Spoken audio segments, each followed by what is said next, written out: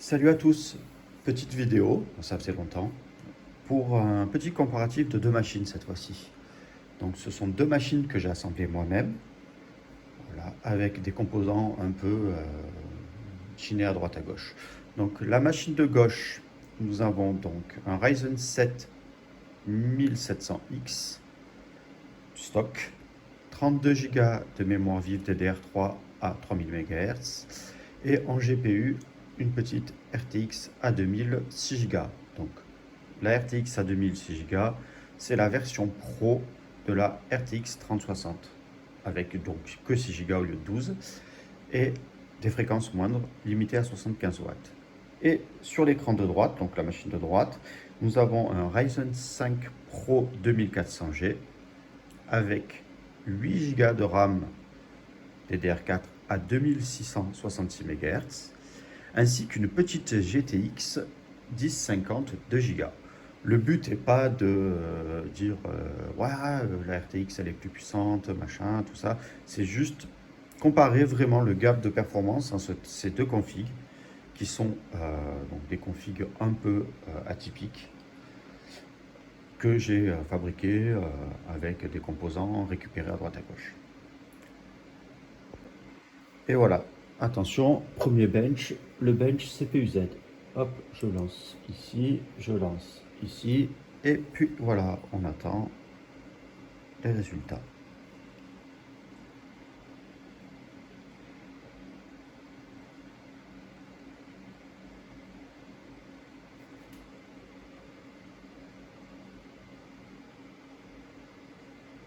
Voilà, alors les benches sont terminés. Donc pour le Ryzen 7, nous avons en monocœur 385 points, alors que pour le Ryzen 5, nous avons 379 points, donc presque 380. Donc on voit qu'en monocœur, les deux processeurs sont identiques quasiment, hein, à marge d'erreur près. Et au niveau donc, du multicœur, nous avons 4213 pour le Ryzen 7 et 2248 pour le Ryzen 5. Ce qui nous fait quasiment 1 x 2, bon, ce qui est un peu normal parce que d'un côté nous avons un CPU 8 cœurs 16 threads et de l'autre un 4 cœurs 4 threads. Mais on voit bien que le Ryzen 5 2400G se comporte pas mal. Il est quand même relativement correct pour un processeur. Un peu pas destiné à la base au gaming, hein, puisque c'est un processeur version G, donc avec une puce graphique que je n'utilise pas bien sûr. Deuxième benchmark, donc on va lancer un Cinebench R15 sur les deux machines. Je vais essayer de les lancer en même temps. Hop là. Je vous laisse un peu voir ce que ça donne au niveau du... Hop là, déjà l'OpenGL test. Donc ça c'est surtout sur la carte graphique que c'est passé, je pense. Voilà. Donc on a le même score à peu près. On va faire ce match.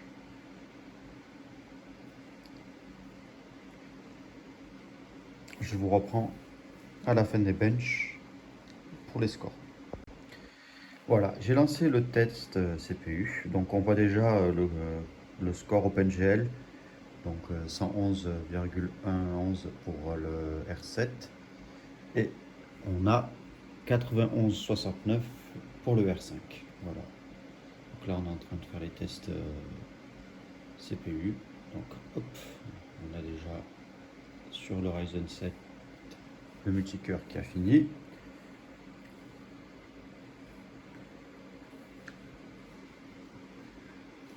Et attention, c'est un peu long quand même, hein. Bon, on voit que le Ryzen 5 est quand même un peu plus à la traîne, mais ça a l'air d'être correct quand même.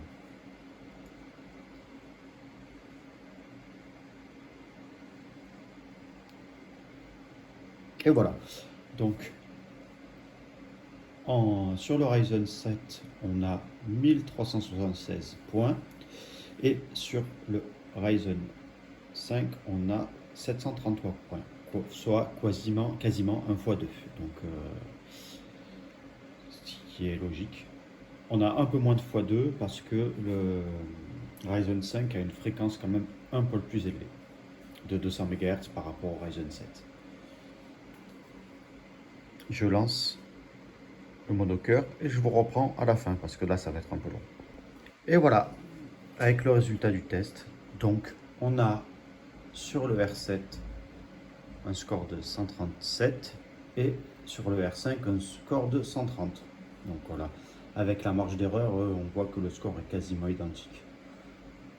À vrai dire, dans les CPU, le cœur de base c'est quasiment le même, hein, c'est la même architecture. Parce que sur le Ryzen 7, on est sur Zen classique et sur le Ryzen 5, on est aussi sur Zen classique. Prochain test, donc on est sur superposition benchmark. Les deux donc sont réglés pareil. Hop, si vous pouvez voir, voilà, on est en 1080p medium pour les deux. C'est juste pour voir ce que ça donne, hein, bien sûr. Hop. Et je lance les deux. Hop là.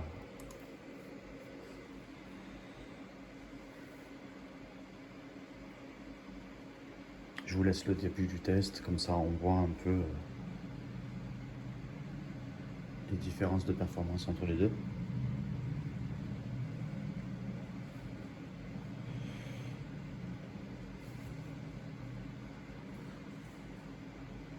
Si c'est trop long, je ferai une petite coupe au montage. Là, bon, déjà, on voit que la machine avec le Ryzen 7 charge quand même pas mal plus vite. Hop là.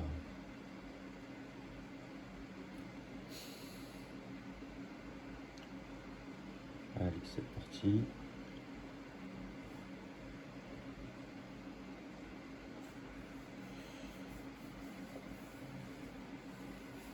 Et voilà.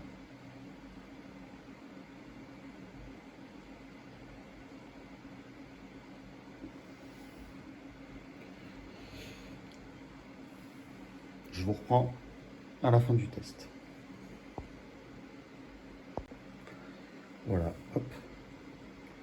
Je vous reprends un peu pendant le benchmark. Donc on est sur les scènes 14 et les scènes 12 sur les deux benchmarks. Voilà. On a environ entre 70 et 80 fps pour la RTX et entre 30 et 40 fps pour la GTX. Et voilà le résultat. Donc on a quasiment 1 x 2. Bah, c'était prévisible, hein. Mais je trouve quand même que la petite config avec la GTX s'en sort pas trop mal. On a quand même un bon petit résultat, quasiment 5000 points, avec 28 fps en mini, 46 en maxi et une moyenne à 36. Alors que sur la RTX, bon, on a 65 en minimum, 117 en maxi et 81, quasiment 82 en moyenne. Ça reste quand même un bon petit score sur les deux machines. Je suis agréablement surpris. Et voilà, donc pour le kiff, j'ai lancé le benchmark en 1080p extrême pour un peu torturer surtout la GTX 1050. Je vous reprends à la fin pour les scores. Donc voilà le résultat en 1080p extrême. Donc on a quand même quasiment un x3 et demi. Voilà. Donc du coup, on a 3521 points pour la RTX A2000 et 1065 points pour la GTX. Ça reste quand même correct, je trouve. Pour la GTX, on a 7, entre 7 et 10 fps, donc on est à peu près à 8 de moyenne. Et sur l'autre, on a 20 minimum, 33 maximum, et on est aux alentours de 26 fps avec une utilisation GPU pour les deux au max. Je vais passer à des tests en jeu. Je pense que ça sera sur No Man's Sky et Starfield, qui sont les deux seuls jeux que j'ai d'installer sur les deux machines. Je vous reprends. Dernier petit bench en fait avant No Man's Sky et Starfield. Je vais vous faire un petit 3D Mark sur les deux machines. Donc on va se contacter de Time Spy, hein, parce que ça va être sinon assez long. Hop, donc du coup, hop, Time Spy, pas de démo, et je le lance. Hop là. Je commence d'abord sur la GTX et ensuite je basculerai sur l'autre machine parce que comme j'ai qu'un seul compte Steam, eh ben, je ne peux pas lancer les deux benchmarks en même temps.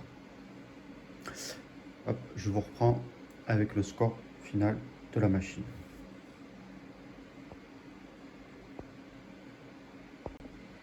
Et voilà, donc sur la première machine, le score sur Time Spy étant 2021 points. Voilà, score légendaire, donc avec un graphique score de 1183 et un CPU score de 3466. Donc d'après le test, on pourrait jouer à GTA V en 1080p Ultra à 145 fps. Bon, j'y crois pas trop. À l'occasion, si j'ai le temps, j'essaierai de l'installer pour faire un test. Mais aujourd'hui, ça va être compliqué. Voilà. Donc au niveau des détails, voilà. Donc au niveau du graphic score, pour le graphique test 1, on a 12,39 fps. Pour le graphique test 2, 10,71. Et pour le CPU test, 11,65. Hop, je ferme 3D Mark ici et je le lance sur l'autre machine. Là.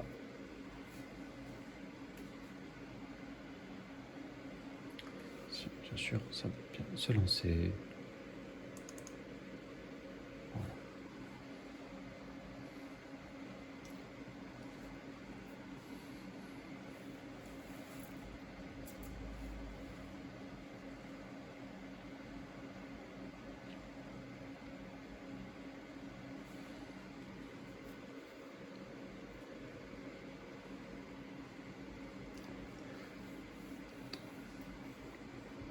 Après, une fois que j'aurai fini tous les tests, je vous présenterai physiquement les machines en détail. Certains risquent de prendre peur, mais vous inquiétez pas, le matériel informatique, c'est quand même solide. Hop, donc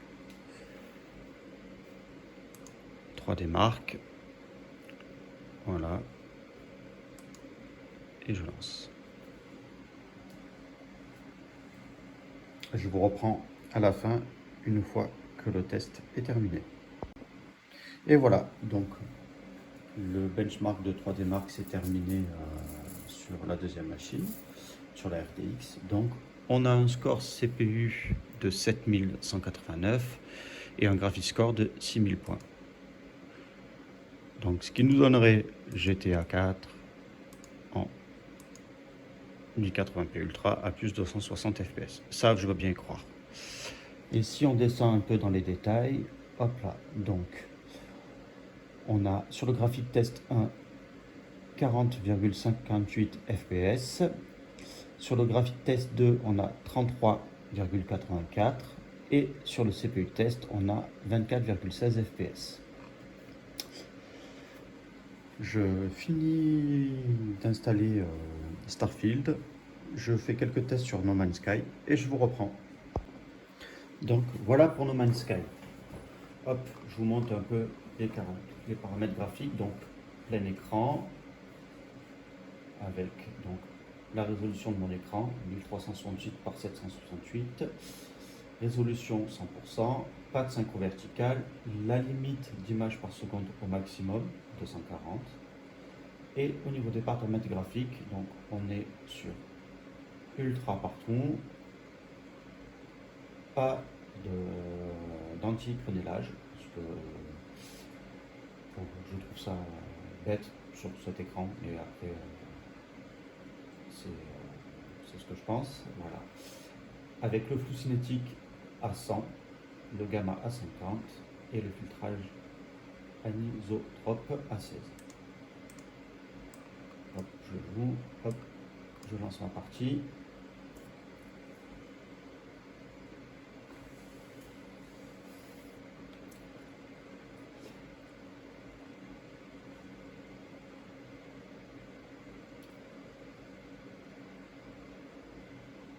voir ce que ça donne. Comme ça. Je pense que sur la GTX, il ne faudra pas s'attendre à autant de performance. Hein. Vu que déjà rien que là, en RAM, on prend 10 Go de RAM au total sur la machine, alors que l'autre n'en a que 8. Hop. Allez, petit chargement, tranquille.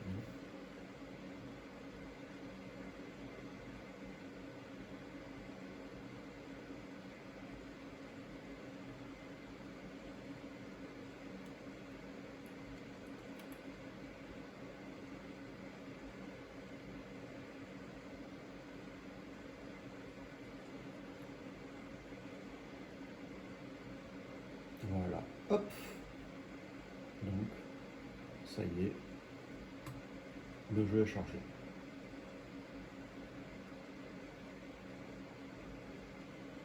Donc, on est tout en ultra et on voit bien à cause de la résolution que le CPU se tourne un peu les pouces.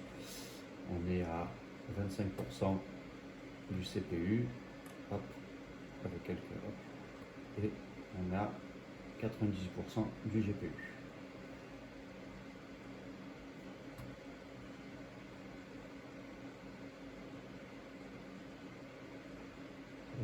Je me déplace un peu, tant que le jeu a fini de bien chargé. Là.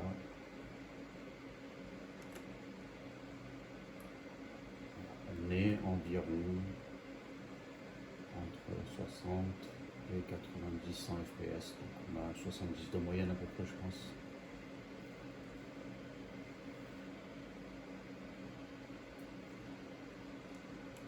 Je continue un petit peu à me déplacer. Voilà, oh, il est beau mon personnage, hop. Et voilà, hop, je le lance sur l'autre PC. Et voilà, donc la deuxième machine.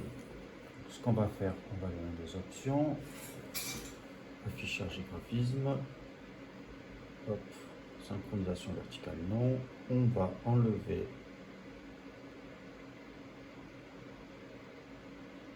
la limite de FPS, comme tout à l'heure, et on laisse donc, hop, je mets les mêmes paramètres, et on va voir ce que ça donne. On applique, voilà, hop, je charge la même sauvegarde, et on voit ce que ça donne. À mon avis, on ne doit pas être à beaucoup de FPS. Après, on fera des réglages et on regardera ce que ça donne avec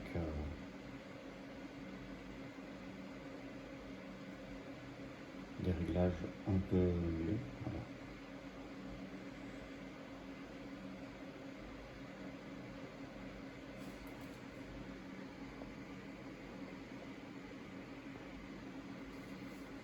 Désolé pour les petits mouvements de caméra, mon trépied n'est pas très stable.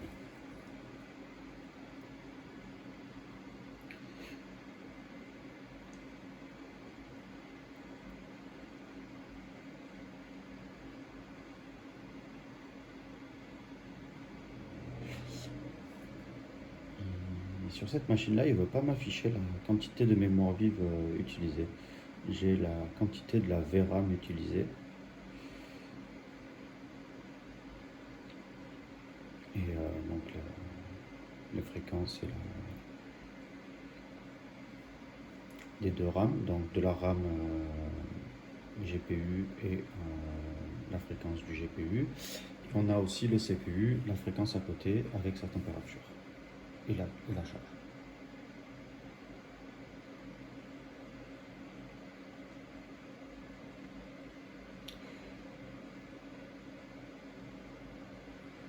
On va laisser charger.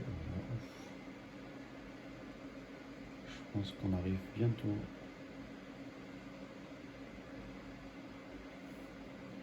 au chargement. Voilà, hop, ça y est.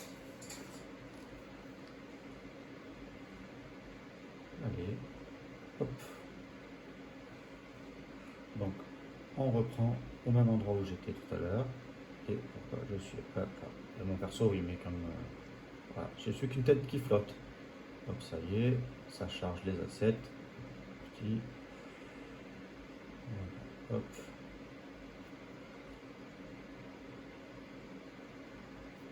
Donc on est sur 17-18 fps.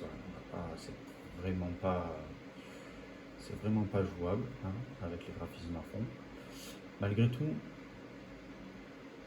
ça reste quand même pour une si petite config correcte. Hein.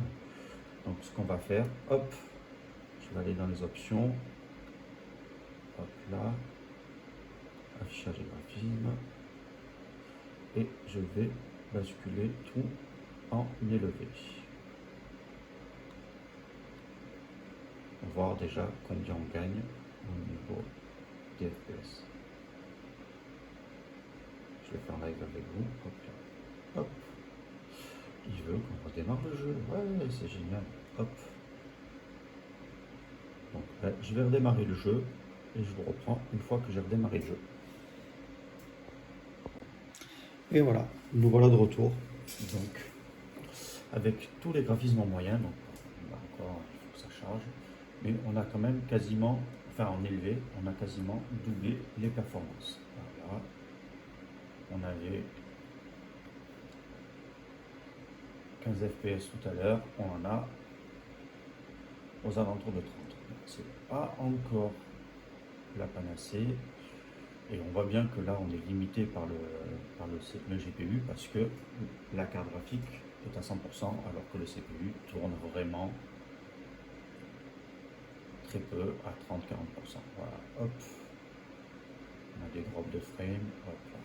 Donc ce que je vais faire, c'est que je vais encore modifier le graphisme et on va voir jusqu'à ce que ça tourne relativement bien. Hop là, donc je pense qu'on va passer tout en amélioré. Et en espérant qu'il ne nous demande pas de relancer le jeu encore une fois. Et on applique. Et il nous demande de redémarrer. Donc là, je vous reprends une fois que je vais redémarrer. Là, retour bureau.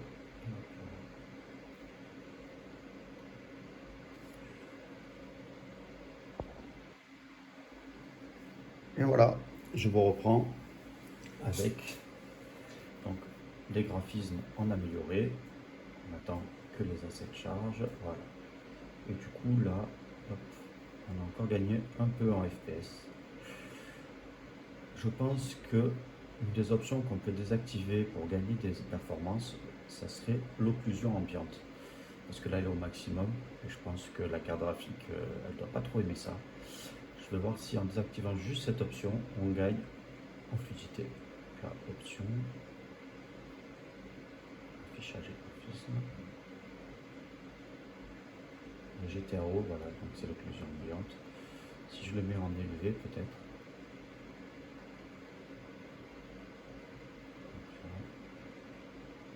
Je ressors. Ok, on a perdu en performance. Je ne comprends pas pourquoi. On va voir. Affichage et graphisme. Si on le met en amélioré.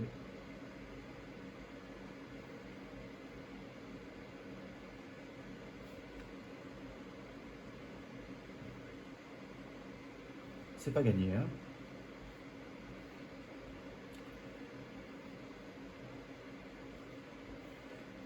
Le temps se couvre dans le jeu.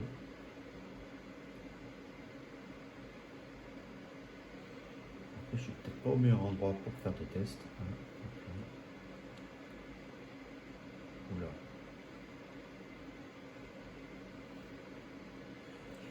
On va voir si je mets tout en standard. Voilà. Il va me demander de redémarrer. Et je redémarre le jeu. Et ce sera le dernier test que j'ai fait sur No Man's Sky.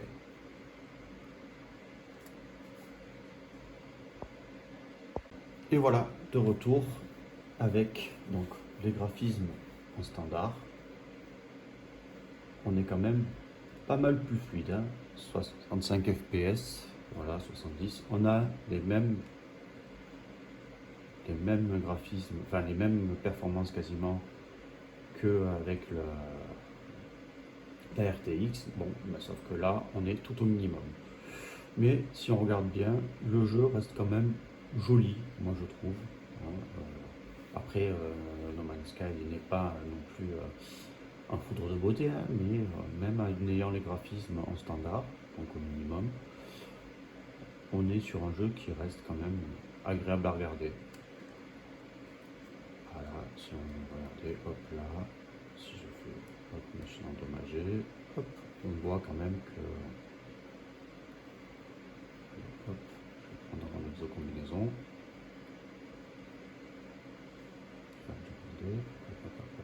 hop, ça reste quand même relativement joli. Je ne pourrais pas vous faire de test sur Starfield aujourd'hui parce que ça met 3 plombes à télécharger. Mais je vous prends à la main pour vous présenter les deux machines en détail. Hop là. Donc nous voici devant la machine avec la RTX A2000. Donc c'est vraiment, voilà, pour moi l'informatique c'est un hobby, c'est une passion, c'est du matériel que je chine à droite à gauche, donc du coup c'est pas du matériel qui compte vraiment, hein. C'est des trucs achetés d'occasion, des trucs qui doivent partir normalement à la poubelle, ce genre de choses. Donc ici, entouré du scotch, là nous avons le petit SSD SATA, c'est un SSD de 256 Go. Donc hop, nous avons les 32 Go de RAM, donc 2 barrettes de Corsair et 2 barrettes de Juor. Les Juor sont la marque AliExpress, hein. Ensuite, petit ventirad couleur master pour refroidir le Ryzen 7 avec des ventilateurs RGB tout dégueulasses de chez AliExpress, hein. C'est des ventilateurs pas chers. Pourquoi j'ai mis ça? Pourquoi c'est comme ça? C'est parce que ça me permet d'avoir du push-pull et avec une seule prise parce que on a les deux ventilateurs qui sont sur la même prise. Ensuite ici, donc nous avons une petite alimentation de chez AliExpress aussi. C'est une alimentation 400 watts max, mais qui sort en fait en continu que 200 watts. On peut tirer de temps en temps 400 watts dessus pendant une période d'à peu près 2-3 minutes avant qu'elle se mette en sécurité. Et ici, donc la pièce maîtresse du PC, la petite RTX A2000. Voilà. Donc elle est pas revendable, hein, parce que la plaque arrière a été coupée pour passer dans le boîtier. Donc ça a été, c'est moi qui l'ai saccagé, hein. Voilà. Pour info, c'est une carte que j'ai achetée sur eBay qui était soi-disant en panne, mais en fait elle fonctionne très bien. Donc je l'ai payé une misère, je l'ai payé quand même 200 balles, mais c'était au cas où je pouvais la réparer ou quoi, et en fait je l'ai branchée, elle marchait nickel. Et la carte mère, donc du coup ici une petite B450M Pro VDH Max. Voilà, c'est une carte mère donc MSI B450. Voilà. Carte mère achetée d'occasion aussi sur AliExpress pour une soixantaine d'euros. Et donc après, nous passons donc à la deuxième config, bon, qui n'a pas de boîtier. Et là, vous vous dites, putain, c'est quoi ce bordel?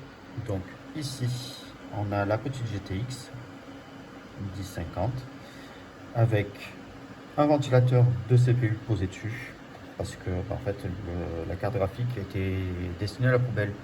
La sortie ventilateur ne donne plus de jus, donc on ne peut pas mettre de ventilateur dessus, donc elle fonctionnerait qu'en passif, sauf que en passif elle chauffe trop. Avec donc un petit ventilateur au Chine de chez AliExpress là pour pousser un peu l'air dans le sens où veut. Le ventirad, donc c'est un Be Quiet avec un ventilateur du Cooler Master fixé avec des vis à bois, qu'on voit ici. Et la carte mère, donc, qui est une carte mère Colorful de chez AliExpress. Voilà, c'est vraiment une petite carte mère achetée 30 balles sur AliExpress d'occasion aussi. Et la RAM ici, donc on est sur de la Crucial Ballistic, de barrette, 2x4 Go. Et au niveau du stockage, ici le petit Kingston 240 Go. Voilà. Et bien sûr, pour pas faire les choses à moitié, on a la petite allume ici. Et si je dis pas de bêtises, c'est une Corsair VX 550. Voilà, c'est une alimentation 550 watts qui est voilà, qui fait son taf. Donc, je vais essayer de vous faire une autre vidéo avec d'autres jeux. Parce que si vous voulez voir, hop, j'étais en train de télécharger Starfield. Et en fait, voilà, il reste près d'une heure et demie, voire 2 heures pour le téléchargement du jeu. Voilà. Bonne journée à tous et puis à bientôt. Au revoir.